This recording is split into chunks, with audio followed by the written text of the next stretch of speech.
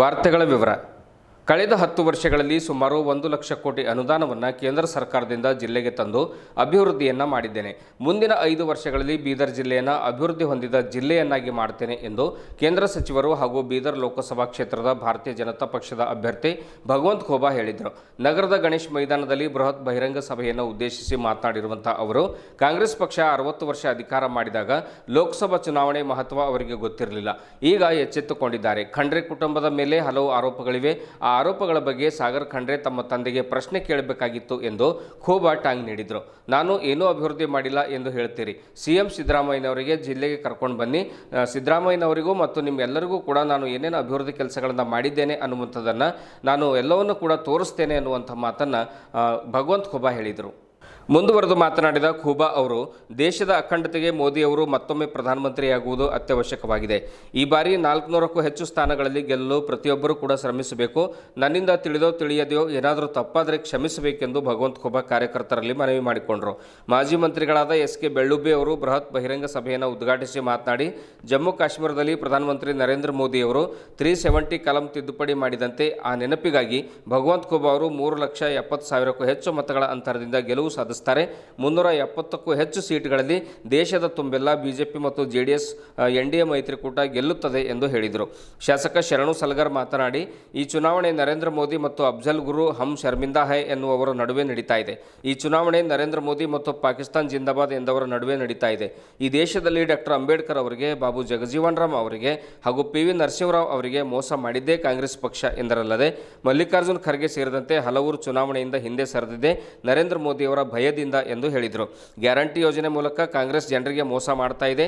ಹೀಗಾಗಿ ಜನರು ನಂಬಬೇಡಿ ಎಂದು ಉದಾಹರಣೆ ಮೂಲಕ ತಿಳಿಸಿದರು. ಖೂಬಾ ಅವರನ್ನು ಗೆಲ್ಲಿಸಿ ಮೋದಿಯವರ ಕೈ ಬಲಪಡಿಸಿ ಎಂದು ಸಲಗರ್ ಕರೆ ನೀಡಿದರು. ಇದೇ ವೇಳೆ ವೇದಿಕೆ ಮೇಲೆ ಮಾಜಿ ಶಾಸಕ ಬಂಡೆಪ್ಪ ಖಾಶಂಪುರ್, ಬಿಜೆಪಿ ಜಿಲ್ಲಾಧ್ಯಕ್ಷ ಸೋಮನಾಥ್ ಪಾಟೀಲ್, ಶಾಸಕ doctor Shailendra K Beldale, doctor Siddu Patil, doctor Avinash Jadhav, ಮಾಜಿ ಶಾಸಕ ಮಾರುತಿರಾವ್ ಮೂಳೆ, ಪ್ರಮುಖರಾದ ಉಮಾಕಾಂತ್ ನಾಗಮಾರಪಳ್ಳಿ, ಸೂರ್ಯಕಾಂತ್ ನಾಗಮಾರಪಳ್ಳಿ, ಸುಭಾಷ್ ಗುತ್ತೇದಾರ್, ಶಿವರಾಜ್ ಗಂದಗೆ, ಪ್ರಕಾಶ್ ಖಂಡ್ರೆ, ಡಿ.ಕೆ. ಸಿದ್ದರಾಮ್, ಬಾಬುರಾವ್ ಮದಕಟ್ಟಿ ಸೇರಿದಂತೆ ಇನ್ನು ಹಲವರು ಉಪಸ್ಥಿತರಿದ್ದರು. ತಂದೆಯವರಿಗೆ ಆ ಆರೋಪಗಳ ಪ್ರಶ್ನೆಯನ್ನು ಕೇಳಿ, ಇವತ್ತು 65 ವರ್ಷದಿಂದ ನಿಮ್ಮ ಕುಟುಂಬ ಈ ಭಾಲ್ಕಿಯಲ್ಲಿ ಬೀದರ್ ಜಿಲ್ಲೆಯಲ್ಲಿ ರಾಜಕಾರಣವನ್ನ ಮಾಡ್ತಾ ಇದೆ. ಬೀದರ ಜಿಲ್ಲೆ ಹಿಂದುಳಿಲಿಕ್ಕೆ ಏನಾದರೂ ಕಾರಣ ಇದ್ರೆ ಈಶ್ವರ್ ಖಂಡ್ರೆ ಕುಟುಂಬವೇ ಕಾರಣ. ಘಂಟಾಘೋಷವಾಗಿ ಜಿಲ್ಲೆಯ ಜನತೆ ಮಾತಾಡ್ತಾರೆ. ಅಷ್ಟೇ ಅಲ್ಲ, ನನ್ನ ಸಾಧನೆ ಏನು, 10 ವರ್ಷದಲ್ಲಿ ನನ್ನ ಸಾಧನೆ ಏನು. फिर एक बार बोलता हूं, ईश्वर खंडरे कान खोल के सुन लेना. तुम्हारा मुख्यमंत्री को लेके आना, 1 हफ्ता समय लेकर के 1 हफ्ते तक केंद्र सरकार के योजनाओं का यहां पर अनुष्ठान किया हुआ सारे के सारे साधन मैं आपको मुख्यमंत्री जी दिखाऊंगा. ನಿಮಗೆ ಕಣ್ಣಿಲ್ಲ, ಕಿವಿ ಇಲ್ಲ, ಒಳ್ಳೆ ಮಾತಾಡಲಿಕ್ಕೆ ನಿಮ್ಮ ಮನಸ್ಸು ಬಾಯಿಲ್ಲ. ನಿಮ್ಮಂಥವ್ರಿಗೆ ನನ್ನ ಸಾಧನೆಗಳನ್ನು ಕಾಣಿಸ್ಲಿಕ್ಕೆ ಹ್ಯಾಂಗ್ ಸಾಧ್ಯವಾಗ್ತದೆ? ಅಷ್ಟೇ ಅಲ್ಲ, ಇವತ್ತು ಆ ಒಂದು ಕುಟುಂಬದ ಮೇಲೆ ಕಳೆದ 65 ವರ್ಷದಲ್ಲಿ ಅನೇಕ ಕೊಲೆ ಆರೋಪಗಳಿದ್ದಾವೆ. ನಾವು ಹುಟ್ಟಿರ್ಲಿಕ್ಕೆಲ್ಲ ಗೊತ್ತಿರುವ ಕೊಲೆ ಆರೋಪಗಳಿದ್ದಾವೆ. ಭಾಲ್ಕಿಯಲ್ಲಿ ಒಬ್ಬ ದಲಿತ್ ವಕೀಲ ಕುಂದೆ ಅಂಥವರ ಹತ್ಯೆ ಯಾರ ಅಂಗಳದಲ್ಲಾಯಿತು ಅನ್ನುವಂಥದ್ದನ್ನ ಸಾಗರ್ ಅವರೇ ನಿಮ್ಮ ತಂದೆಯವರಿಗೆ ಕೇಳಿ, ಜಿಲ್ಲೆಯ ಜನತೆಯ ದಲಿತ ಬಂಧುಗಳಿಗೆ ಇದರ ಉತ್ತರವನ್ನು ಕೊಡಿ. ಅಂದ್ರೆ ಏನು ಮಾಡಿದರೆ ನಿಮ್ಮ ಕುಟುಂಬದವರು ಅನ್ನುವಂಥದ್ದನ್ನ ನಿಮ್ಮ ಗಮನಕ್ಕೆ ಬರ್ತದೆ. ಭಾಲ್ಕಿಯಲ್ಲಿ ದಲಿತ ವಕೀಲರಾದಂತಹ ಕುಂಜವರ ಹತ್ಯೆ ಆರೋಪ ಯಾರ ಮೇಲಿದೆ, ನೀವೇ ಸ್ಪಷ್ಟೀಕರಣವನ್ನು ಕೊಡಬೇಕು ದಲಿತ ಬಾಂಧವರಿಗೆ. ಅಷ್ಟೇ ಅಲ್ಲ, ಸುರೇಶ್ ಖೇಡ್ ಅನ್ನೋರು ನಿಮ್ಮ ಮನೆ ಅಂಗಳದಲ್ಲೇ ಜೀವ ಬಿಟ್ಟಿದ್ದಾರೆ. ನಿಮ್ಮ ತಂದೆಯವರ ಮೇಲೆ FIR ಆಗಿ ಎಬ್ಸ್ಕೊಂಡಿದ್ದಂತ ಇತಿಹಾಸವಿದೆ. ಇದನ್ನ ಉತ್ತರ ಕೊಡಿ ಚುನಾವಣೆ ಪೂರ್ವದಲ್ಲಿ ಜನತೆಗೆ. ನೀವು ಹೇಳ್ತಿರಲ್ಲ ವಕೀಲರಿದ್ದೀರಿ ಅಂತ,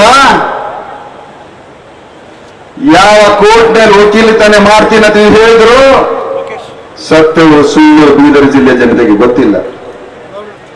ಆದರೆ ಕರ್ನಾಟಕದ ಉಚ್ಚ ನ್ಯಾಯಾಲಯ ಈಶ್ವರ್ ಖಂಡ್ರೆ ಅವರಿಗೆ 5 ಲಕ್ಷ ದಂಡ ಯಾಕೆ ಹಾಕಿದೆ ಅನ್ನುವಂಥದ್ದನ್ನ ಜಿಲ್ಲೆಯ ಜನತೆಗೆ ಹೇಳಬೇಕು. ನೀವು ಕೇಳಬೇಕು, ಜಿಲ್ಲೆಯ ಜನತೆಗೆ ಹೇಳಬೇಕು. ಇಷ್ಟು ಇಂಥ ಗಂಭೀರವಾದಂತ ಆರೋಪಗಳು ನಿಮ್ಮ ಮೇಲಿದ್ದಾಗ ಅನಾವಶ್ಯಕ ನನ್ನ ಮೇಲೆ ಯಾವ ಪುರುಷಾರ್ಥಕ್ಕಾಗಿ ನೀವು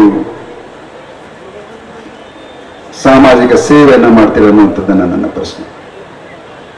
ಅಷ್ಟೇ ಅಲ್ಲ, ನಿಮ್ಮ ಕುಟುಂಬದ ಭ್ರಷ್ಟಾಚಾರ 65 ವರ್ಷಗಳಲ್ಲಿ ಅಷ್ಟಿಷ್ಟಲ್ಲ. ಕರ್ನಾಟಕದಲ್ಲಿ ಡೂಪ್ಲಿಕೇಟ್ ಬಸ್ ಟಿಕೆಟ್ ಯಾರ ಅವಧಿಯಲ್ಲಿ ಹಗರಣವನ್ನು ನಡೀತು ಅನ್ನುವಂಥದ್ದನ್ನ ನೀವೇ ಹೇಳಬೇಕು. ಜಿಲ್ಲೆಯ ಜನತೆಗೆ ಡೂಪ್ಲಿಕೇಟ್ ಬಸ್ ಟಿಕೆಟ್ ಕಳೆದ 70 ವರ್ಷದಿಂದ ಜಿಲ್ಲೆಯಲ್ಲಿ ಕಾರಂಜ ನೀರಾವರಿ ಯೋಜನೆ ನಡೀತಾನೆ ಇದೆ. ಇನ್ನೂ ಪೂರ್ಣ ಪ್ರಮಾಣದ ರೈತರ ಹೊಲಗೆ ನೀರು ಬರಲಿಲ್ಲ. ಆದರೂ ಕೂಡ ಪ್ರತಿ ವರ್ಷ ಕೆನಲ್ಲಿನ ರಿಪೇರಿ ನಡೀತಾ ಇರ್ತದೆ. ಯಾಕೆ ನಡೀತಿದ್ರೆ ಪ್ರತಿ ವರ್ಷ ಕೆನಲ್ಲಿನ ರಿಪೇರಿ ಅನ್ನೋದು ನನಗೆ ಗೊತ್ತಾಗ್ತಾ ಇಲ್ಲ. ರೈತರಿಗೆ ನೀರಿಲ್ಲ, ಸರ್ಕಾರದ ಬೊಕ್ಕಸದಲ್ಲಿ ಹಣ ಇರ್ತಾ ಇಲ್ಲ.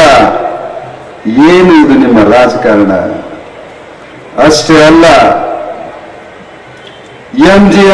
MGSSK ಫ್ಯಾಕ್ಟರಿ ನಿಮ್ಮ ಕಾಕನದು ಅಧೀನದಲ್ಲಿ. ನಿಮ್ಮ ಕಾಕನವರು 2010ರಲ್ಲಿ ಇನ್ಕಮ್ ಟ್ಯಾಕ್ಸ್ SSC ಕೂಡ ಇರಲಿಲ್ಲ. ಆದರೆ ಇವತ್ತಾ ಸಾವಿರಾರು ಕೋಟಿ ಒಡೆಯ ಎಲ್ಲಿಂದ ಬಂತಿದು? MGSSK ಹಣ ಪೋಲಾಯ್ತು, ರೈತರ ಕಬ್ಬಿನ ಹಣ ಪೋಲಾಯ್ತು. ನಿಮ್ಮ ಕಾಂಪೌಂಡುಗಳು ನಿಧಾನವಾಗಿ ಬೆಳೀತಾ ಹೋದು, ನಿಧಾನವಾಗಿ ಕರಿಕಲ್ಲಿನ ಬೆಂಕು ಬೆಳೀತಾ ಇತ್ತು.